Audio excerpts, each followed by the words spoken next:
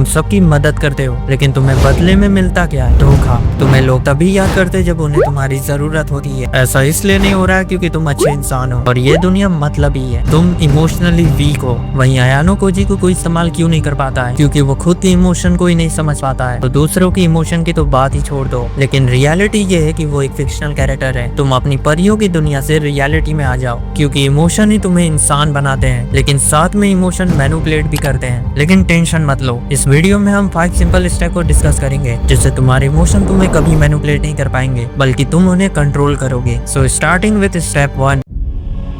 Emotion को control करने के लिए तुम जिस तरह अभी सोच रहे हो वो बिल्कुल काम नहीं करेगा। तुम्हें अपनी इमोशनल थिंकिंग को रिप्लेस करना है fact based and logical thinking से। एक एग्जांपल लेते हैं। एक तरफ है नॉर्मल इंसान जो इमोशन के साथ डिसीजन लेता है, वो फैक्ट एंड लॉजिक से ज्यादा प्रेफरेंस इमोशंस को देता है। और दूसरी तरफ तुम हो जो फैक्ट्स एंड लॉजिक को ज्यादा प्रेफरेंस देता है, ना कि इमोशंस को। जो नॉर्मल इंसान है वो सबकी मदद करता है। मदद करने में कभी कभी उसका ही नुकसान हो जाता है। जैसे वो जब भी अपने दोस्तों के साथ बाहर जाता है तो वही बिल पे करता है। उसका प्रोजेक्ट लेट हो जाता है दूसरे का प्रोजेक्ट कंप्लीट करने में, लेकिन उसके साथ होता क्या है? उसे मुश्किल समय में सब छोड़ के चले जाते हैं। उसे सिर्फ तभी याद किया जाता है जब उसकी जरूरत होती है। और वही तुम हो जो लॉजिकली सोचते हो। आप किसी पे जल्दी भरोसा नहीं करते तो आप प्रोटेक्टेड रहते हो। आप किसी की ऐसी मदद नहीं करते जिसमें आपका नुकसान हो रहा हो। अगर आप मदद करते भी हो, ये एक्सपेक्ट नहीं करते कि सामने वाला भी मदद करेगा। तो दोनों में से सबसे ज्यादा खुश कौन है? अब मैं तुम्हें बताता हूँ fact based and logical thinking develop कैसे करते हैं। ये डेवलप करने के लिए मैं तुम्हें 2 तरीके बताऊंगा। इन 2 तरीकों में से तुम कोई सा भी तरीका इस्तेमाल कर सकते हो। पहला तरीका है कॉस्ट बेस्ड डिसीजन। इसमें तुम डिसीजन लेने से पहले ये देखते हो कि इससे तुम्हें फायदा हो रहा है कि नहीं, कहीं डिसीजन की वजह से लॉस तो नहीं हो रहा है। इसे मैं तुम्हें एक बहुत अच्छे एग्जांपल से समझाता हूँ। मान लो तुमने अपनी क्रश को मैसेज किया, अगर नंबर तुम्हारे पास है तो लड़कियां जनरली तुरंत रिप्लाई नहीं देती। वो रिप्लाई तभी देती है जब उनका फ्री टाइम होता है। लेकिन अब हम केस को थोड़ा उल्टा करते हैं। आप पढ़ाई कर रहे हो और आपकी क्रश का मैसेज आता है, तुम्हें रिप्लाई देने में 0.5 सेकंड्स भी नहीं लगते हैं। तो यहाँ पे साफ साफ दिख रहा है कि तुम्हारा लॉस हो रहा है। तुम्हें उसे अपने फ्री टाइम में ही रिप्लाई देना था। एक और एग्जांपल है, तुम मैक्सिमम टाइम ऐसे इंसानों को पैसा देते हो जो जल्दी वापस ही नहीं करते हैं। तुमसे पूछा जाए तुमने क्यों दिया तो तुम कहते हो कि उनकी सिचुएशन देख के तरस आ गया। तो यहाँ पे तुम्हें उसे पैसे नहीं देने थे, चाहे उसकी कैसी भी सिचुएशन हो, वो उसका खुद ही जिम्मेदार है। एक और एग्जांपल है, तुमने अपने दोस्त का असाइनमेंट कंप्लीट किया और बदले में तुम्हारे दोस्त ने तुम्हारा भी असाइनमेंट कंप्लीट किया। तो ये एक प्रॉफिटेबल डिसीजन था।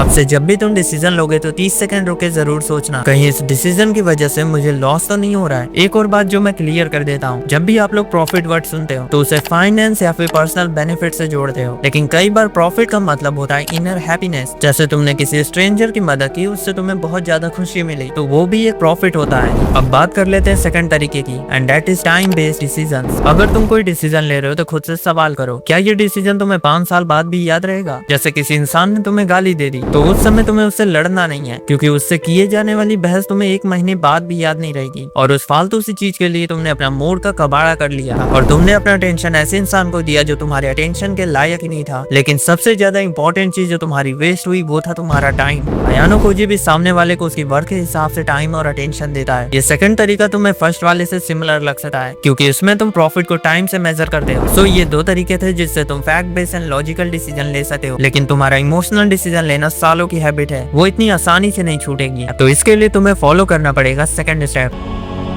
1972 में स्टैनफोर्ड यूनिवर्सिटी के प्रोफेसर वॉल्टर ने एक एक्सपेरिमेंट किया। उस एक्सपेरिमेंट का नाम था मार्शमैलो एक्सपेरिमेंट। इस एक्सपेरिमेंट में कुछ ग्रुप ऑफ चिल्ड्रन के सामने एक मार्शमैलो रखा गया और उन्हें इंस्ट्रक्शन दिया गया कि अगर उन्होंने इस मार्शमैलो को 15 मिनट बाद खाया तो उन्हें एक और मार्शमैलो दिया जाएगा। तो उनमें से कुछ बच्चों ने अपना मार्शमैलो खा लिया, लेकिन उनमें से कुछ बच्चों ने अपने इमोशंस पे कंट्रोल किया और उस मार्शमैलो को 15 मिनट बाद खाया, जिससे उन बच्चों को 2 मार्शमैलो मिले। जो बच्चे 15 मिनट तक वेट नहीं कर पाए उनकी लाइफ बहुत ही ज्यादा चैलेंजिंग रही, वहीं जिन्होंने 15 मिनट तक वेट किया वो लाइफ में बहुत ज्यादा सक्सेसफुल रहे। इसका एक बहुत बड़ा रीजन है कि वो अपने इमोशन को कंट्रोल कर रहे थे और fact based and logical decision ले रहे थे। सो अपने इमोशन को कंट्रोल करने के लिए तुम्हें इस्तेमाल करना पड़ेगा इमोशनल सप्रेस। बहुत से लोग इसका गलत मतलब समझते हैं कि तुम्हें अपने इमोशन को दबा के रखना है, तुम्हें एक रोबोट की तरह रहना पड़ेगा, जो कि बिल्कुल ही बकवास है। इससे तुम डिप्रेशन के शिकार हो जाओगे। इमोशन सप्रेस का रियल मीनिंग है feel your emotion but not manipulate bye emotions. इसे मैं तुम्हें एक एग्जांपल से समझाता हूँ। जैसे इंडिया ने क्रिकेट मैच जीता है तो ये खुशी की बात है और इसमें खुश भी होना चाहिए, लेकिन इस खुशी में आपने अपना डेली वर्क ही मिस कर दिया। आप एक्सपेंसिव पार्टीज कर रहे हो जबकि आपको अपनी फोन की EMI देनी है। तो इस केस में तुम अपने इमोशन से मैनिपुलेट हुए हो। इससे बचने के लिए मैं तुम्हें 2 तरीके बताऊंगा, जिसमें से पहला तरीका है इन्वेस्टिगेट योर इमोशन। इसमें जब भी तुम्हें कोई इमोशन फील हो रहा है तो तुम्हें खुद से सवाल पूछना है, तुम गुस्सा हो पर क्यों, तुम खुश हो लेकिन किस लिए। फिर तुम्हें खुद को एक्सप्लेन करना है कि मैं उसकी वजह से गुस्सा हूँ, मैं इस XYZ रीजन की वजह से खुश हूँ। फिर तुम्हें पूछना क्या वर्थ इट है, तुम तीसरे इंसान की वजह से गुस्सा तो नहीं हो जो तुम्हारे लाइफ में कोई रोल प्ले नहीं करता है। तुम खुश हो क्योंकि तुमने कुछ अच्छा अचीव किया है, तो ये एक वैलिड रीजन है कि तुम खुश रहो। इस तरह खुद से सवाल करने से तुम अपने ब्रेन को सोचने पे मजबूर करते हो, जिससे तुम अपने इमोशन से मैनिपुलेट नहीं हो पाओगे, जिससे तुम fact based and logical thinking करोगे। जैसे इंडिया ने मैच जीता है तो कुछ अच्छा बना के सेलिब्रेट कर लेते हैं। Second method is poker face. ये कुछ खास चीज नहीं है, बस न्यूट्रल फेस का फैंसी सा नाम है। इसमें तुम्हें अपने फेस को न्यूट्रल रखना पड़ता है, चाहे तुम खुश हो, दुखी हो या फिर गुस्सा हो। तुम्हारे फेस का रिएक्शन कांस्टेंट होना चाहिए। इससे तुम्हें एक एडवांटेज मिलता है कि तुम अनप्रेडिक्टेबल बन जाते हो। लेकिन इसका एक बहुत बड़ा ड्रॉबैक है, तुम कम्युनिकेशन करते समय पोकर फेस से संभाल नहीं कर सकते, क्योंकि कम्युनिकेशन करते समय फेशियल एक्सप्रेशन बहुत बड़ा रोल प्ले करते हैं। इसी वजह से ये तरीका ऑप्शनल है। मुझसे ओपिनियन लोगे तो ये तरीका मत इस्तेमाल करो, बाकी अपना ओपिनियन तुम मुझे कमेंट में बता दो। सो अब तुम इमोशन को सप्रेस करना जान चुके हो, लेकिन हाई डोपामाइन वाले इमोशन जो तुम्हें पॉर्न देखते समय होते हैं, मास्टरबेशन करते समय होते हैं या फिर रील देखते समय होते हैं, तुम इन्हें इमोशन सप्रेस से ज्यादा 3-4 दिन तक ही रो पाओगे और फिर उसके बाद तुम वापस से अपनी इमोशन के गुलाम बन जाओगे। लेकिन स्टेप 3 तुम्हें इससे बचा सकता है।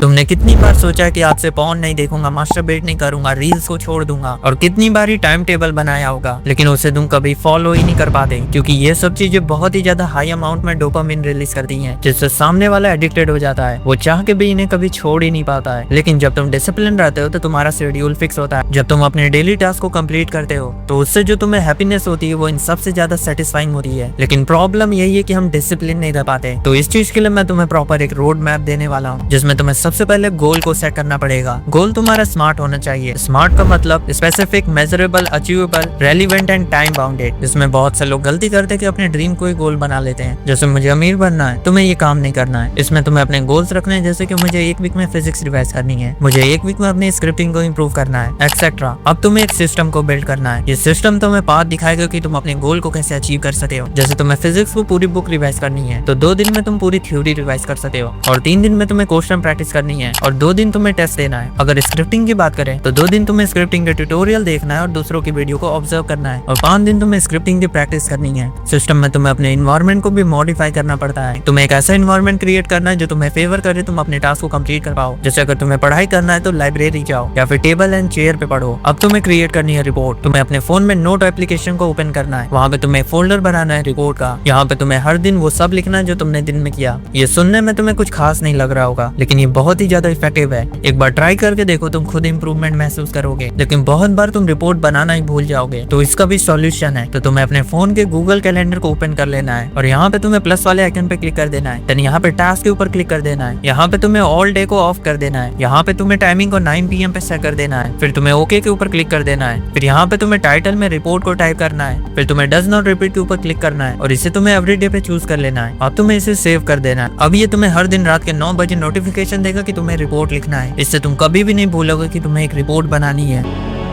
तुम में से मैक्सिमम लोग अपने इमोशन से इसलिए हारते हो क्योंकि तुम डरते हो। डर है फेलियर का। इतनी मेहनत के बाद भी अगर रिजल्ट अच्छा नहीं आया तो इसकी वजह से भले ही तुम डिसिप्लिन हो, लेकिन तुम्हारे डिसिप्लिन में एफिशिएंसी की कमी है। तुम्हें इस चीज को काबू करना पड़ेगा, क्योंकि तुम फ्यूचर को कंट्रोल नहीं कर सके, लेकिन तुम प्रेजेंट में एफर्ट कर सकते हो। एक बहुत ही पावरफुल कोट है, present time is more valuable then future time because you can invest in present time. अभी तुम में से बहुत से लोगों ने एग्जाम दिया होगा। मैक्सिमम लोग यही सोचते हैं कि 85% नहीं आए तो जिंदगी खत्म हो गई। असल में ऐसा कुछ होता ही नहीं है। तुमने अपना पूरा एफर्ट मारा, तुम सब चीज रिवाइज करके गए और अच्छे से पेपर दिया। अब जो रिजल्ट आएगा उसे एक्सेप्ट कर लो। अच्छा आया तो बढ़िया है, अगर नहीं आया तो खुद को इम्प्रूव करना है। अब हम चलते हैं लास्ट स्टेप की तरफ।